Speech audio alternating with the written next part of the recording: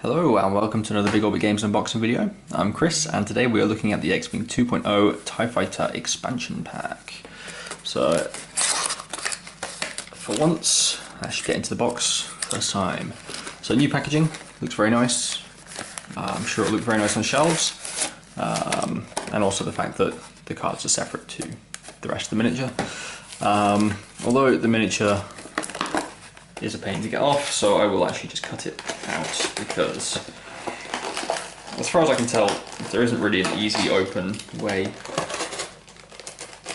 that I've found yet. So I apologise if you are watching this with headphones on. There is about to be a loud noise. Okay, and we are in, and there is our TIE Fighter.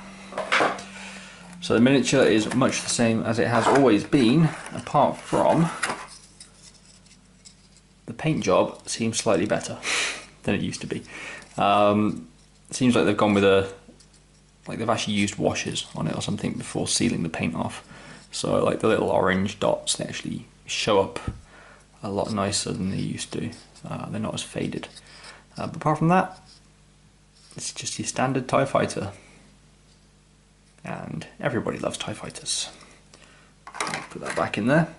Got our stand with the pegs, just a standard small flight stand, and the component list as well, which just shows you what is in the box.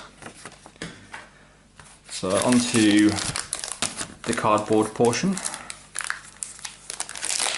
I've so far struggled with these, and this one is no exception. And there it goes.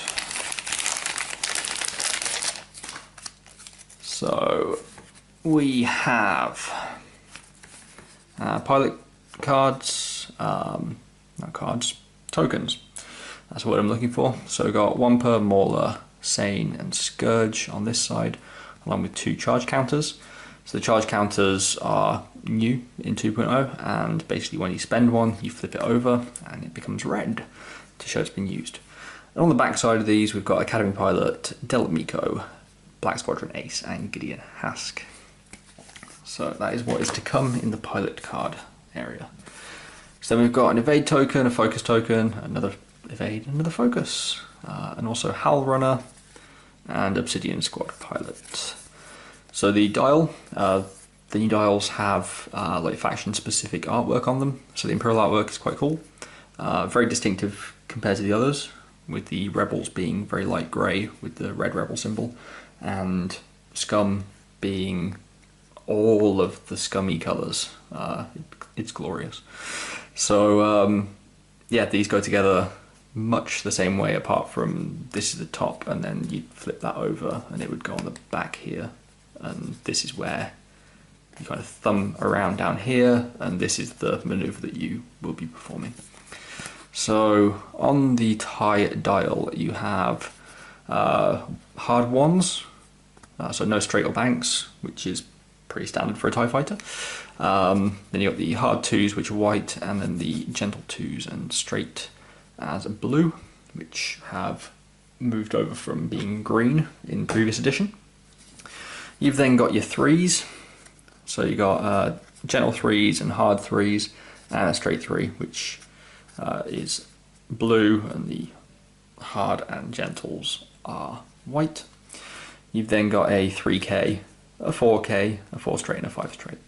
So pretty standard stuff for a TIE fighter. Fairly manoeuvrable, but not quite as manoeuvrable as some of the other ships in the game. But it's got decent speed to manoeuvrability ratio, so can't complain. So pilot cards, of which there are many of, because it's a TIE Fighter expansion and they have lots and lots of unique pilots. Got Mauler, so 5 skill, while you perform an attack at range 1, roll an additional attack dice. Always good. Getting 4 dice at range 1, can't complain at that. You then got Howl Runner, so another 5 skill. While the friendly ship at range 0 to 1 performs a primary attack, that ship may re-roll 1 attack die. So great in a swarm. And yeah, just great in a swarm. You then got Scourge, another 5 skill guy. And while you perform an attack against a defender in your bullseye arc, roll 1 additional attack die. So the bullseye arc, you've got your green portion here, which is your primary arc, and then your bullseye arc is this central bit here. So between those two green lines. I don't know how I forgot that word then. Slightly embarrassing.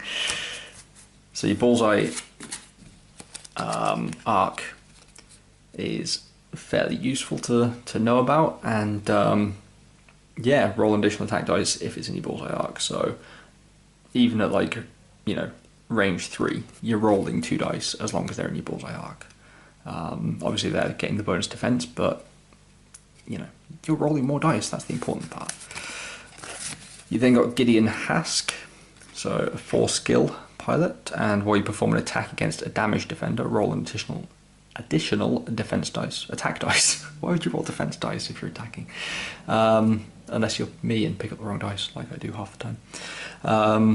Yeah, roll an additional attack die if it's already damaged. So yeah, pretty good. Again, kind of a swarmy list kind of thing, or where you're just kicking out lots of damage that may not be enough to kill something. So it's great against big ships that have lots of hull.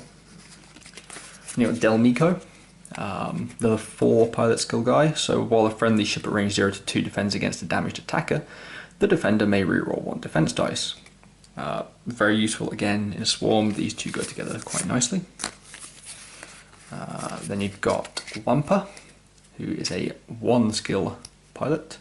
While you perform an attack, you may spend 1 charge to roll 1 additional attack die.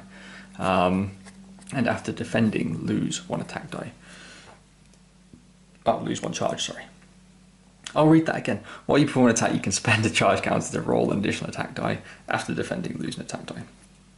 So this charge, because it's got the little arrow next to it, means you will get it back at the end of turn. So you spend it, you get it back. You spend it, you get it back.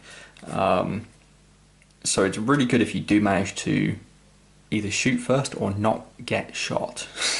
So Wampa can just get more dice if he's not being shot at. So you kind of want to be a bit, you know, all over the place with him and try and get him out of arc or whatever. Or just make sure there's higher priority threats on the board. And yeah, I mean, if you're at range 1, you're getting 4 attack die if you spend the charge, if you haven't already lost it. But even if you do lose it for that turn, you still get it back at the end. So it's a really interesting one.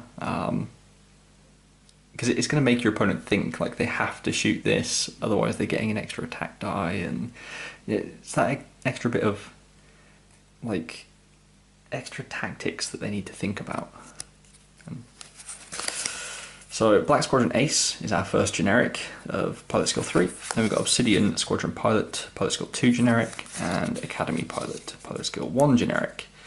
So for a small expansion, that is a lot of pilot cards. So you're getting good value. You're able to fly a load of stuff in this. You've then got your quick build lists. So these are if you just want a quick pickup game and don't want to bother with the squad building app and things like that, or putting your points cost together, you can just use one of these pre-built lists for each. So you know, you can pick like, okay, I want to play with Howl Runner and I don't know, one of the guys from the TIE Interceptor or something like that, like Vader, I don't know. And yeah, that would be your points allotment and everything, and yeah, you just fly them as they are here. So we've got our upgrades. We've got Crackshot, which is always good. It's changed a little bit in the sense that it has a charge counter on it now. While you perform a primary attack, if the defender is in your bullseye arc, before the neutralize result step, you may spend 1 charge to cancel an evade result. So yeah, very good. Then you got Duke. While you perform an attack, if you are evading, you may change one of the defender's evade results to a focus result. Also very useful. You got Marksmanship. While you perform an attack, if the defender is in your bullseye arc, you may change 1 hit to a crit. Very good. Stealth device. While you defend, if your charge is active, roll an additional defense dice. After you suffer damage, lose your charge. And there's no way of getting this charge back from this card, but there may be other ways of getting it back. So yeah, that's all of the upgrades as well. So quite a nice little kit. Like allows you to fly, like I said, a massive range of different different pilots with it. So yeah, really good expansion to pick up. And remember, you can buy and sell any of the components you've seen in this video on our website, bigorbitcards.co.uk. Stay tuned for more X-Wing 2.0 videos in the future.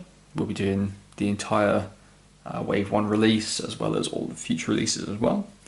So keep an eye on the channel for that. And thank you for watching, and we will see you again next time. Bye bye.